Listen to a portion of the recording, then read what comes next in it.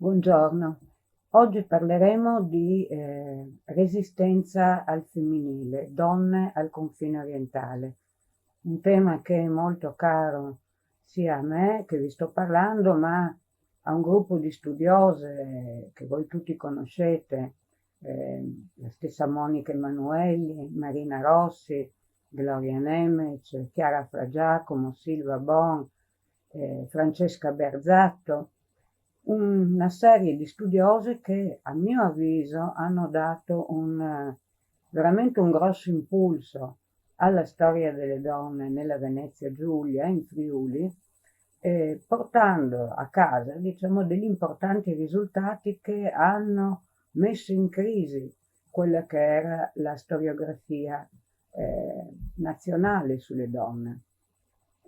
C'è da tener conto che mentre le altre donne italiane combattono, sono attive nella resistenza per 20 mesi, nella Venezia Giulia la nostra resistenza inizia molto precocemente e ritroviamo traccia della resistenza già a partire da alcuni episodi che risalgono al 1941.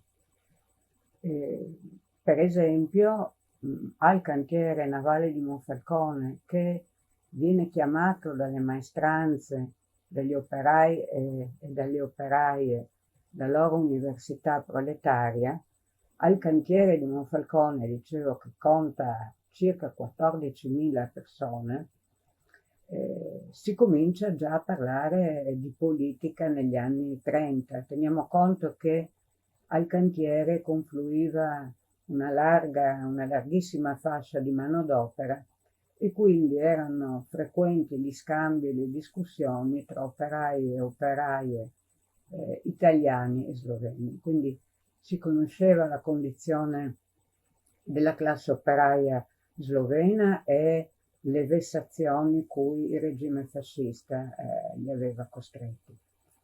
Quindi c'è un clima politico vivace già a partire dagli anni 30, nonostante i numerosi arresti delle cellule comuniste.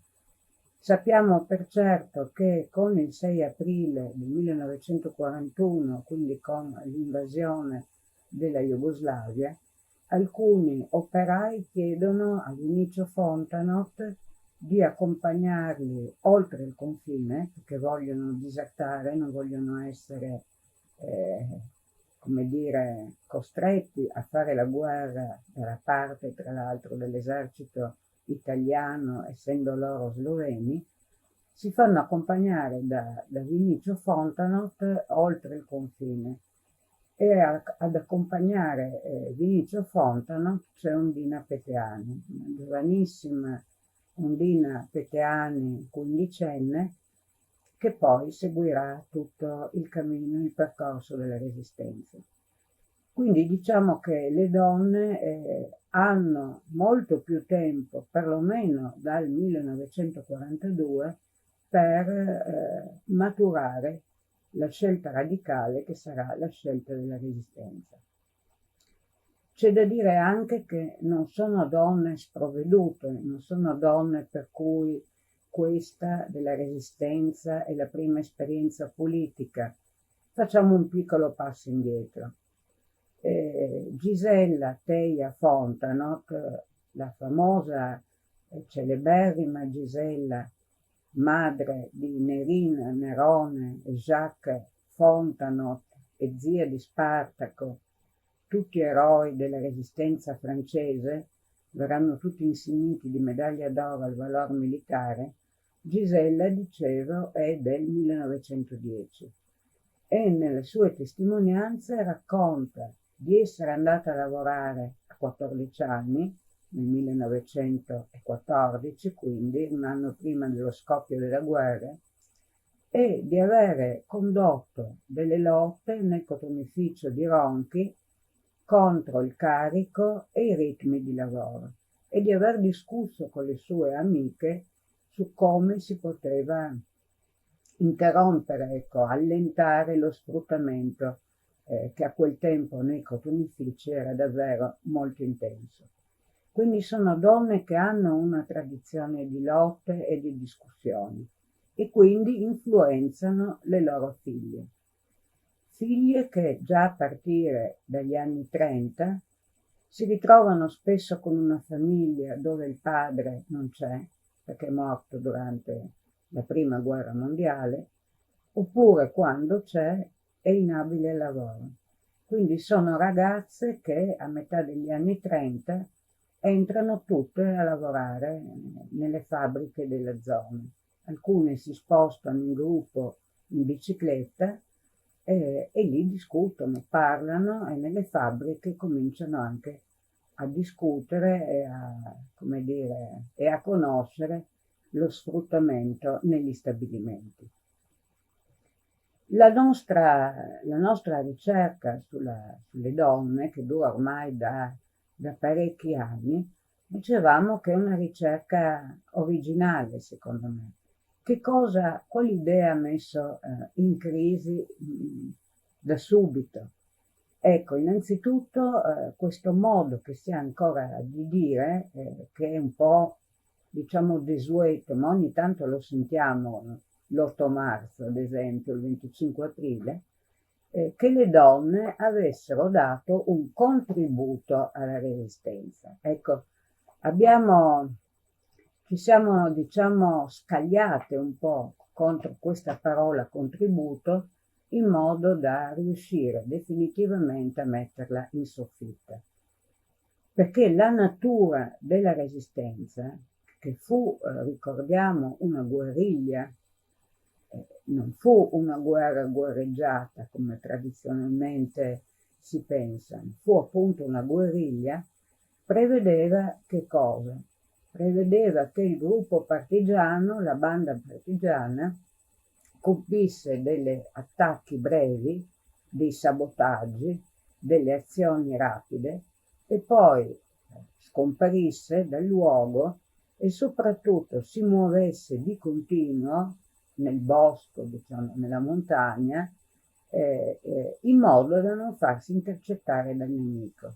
Quindi in questo continuo spostamento, in questa peregrinazione che i partigiani fanno, tra virgolette, sui monti, il fatto di portare loro degli ordini, dei materiali, delle comunicazioni, è una cosa assolutamente fondamentale, perché tiene legato questo gruppo al centro dirigente, al nucleo dirigente, altrimenti sarebbero degli sbandati.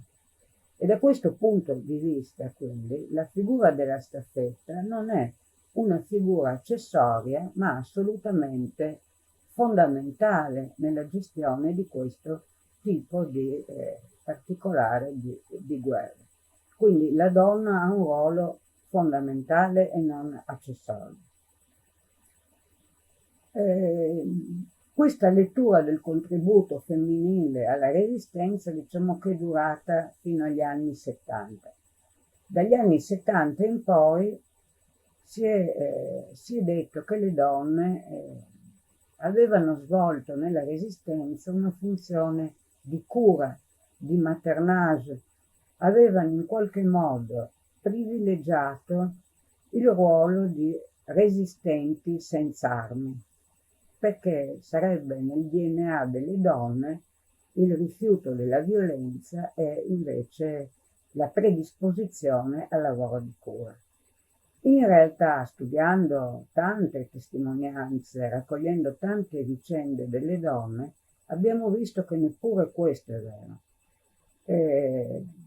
Quello che le donne vogliono, le donne della resistenza vogliono, è l'uguaglianza con l'uomo. Il tema dell'uguaglianza è la questione ricorrente. Quindi le donne fanno la calza, raccolgono i soldi negli anni 30 per il Soccorso Rosso, ma ad esempio, come fa la partigiana goriziana Vilma Braini, scelgono per sé il nome di battaglia di mitragliatrice. Quindi al momento sono anche in grado di imbracciare un'arma. e comunque di imparare ad usare anche le armi se del caso. Viceversa ci sono anche molti casi di uomini, mi viene in mente il fratello della partigiana Giuditta Giraldi, Silvano, il quale, lui è un tecnico delle miniere dell'Arsia, rifiuta di imbracciare il fucile e diventa nella banda partigiana un infermiere perché non vuole appunto imbracciare le armi. Quindi il tema della non violenza è un tema che percorre sia i destini femminili che quelli maschili. La stessa Ondina Peteani, che partecipò a quell'azione celeberrima che fu l'eliminazione della spia Walter Gerlaschi-Bleki, che avvenne nel febbraio 1944. Gerlaschi fu una prima volta intercettato a Vermigliano e ferito, poi ricoverato all'ospedale di Monfalcone, dove venne raggiunto da un gruppo di partigiani e ucciso. L'Ondina, che aveva partecipato alla sua individuazione a Vermigliano, disse sempre al figlio Gianni che però non aveva partecipato alla sua uccisione, perché mai avrebbe voluto imbracciare un'arma. Quindi vedete, i destini sono molto diversi, molto complessi, ed è sbagliato attribuire a uomini e donne delle caratteristiche tipiche insite in un presunto DNA. La resistenza ribalta stereotipi, ribalta luoghi comuni, ribalta pratiche politiche che prima erano, diciamo, consuete.